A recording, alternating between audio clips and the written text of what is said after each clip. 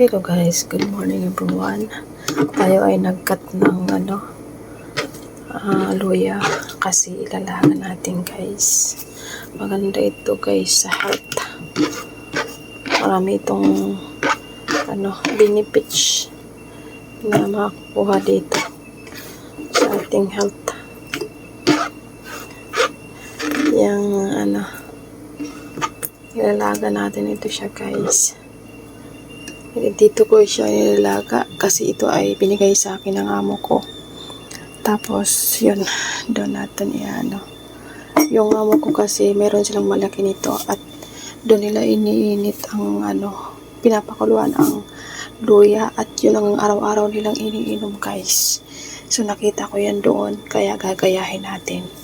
Kasi yung mga Chinese mahilig din sa mga herbal. Yun, yan. Pwede din ikaw mag-init nito and then ilagay mo siya sa baso, lagyan mo ng honey at saka lagyan mo siya ng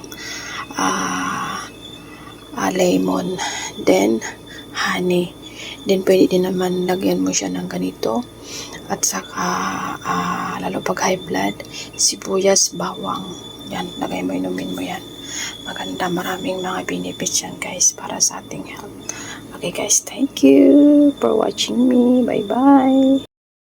So yan guys, dyan natin ilalagay yung natin, yung papakuluan natin ng na loya para siya iinumin natin araw-araw. So ilagay natin itong yan, ilagay ko kasi ito ng coffee ko. Yan, yung coffee dyan ilalagay, yung kagaya nito guys. Yan.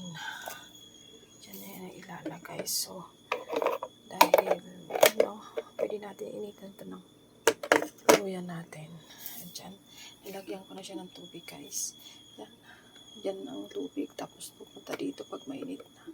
Tapos ito dito, mag-iinit yan. Okay. Bye-bye.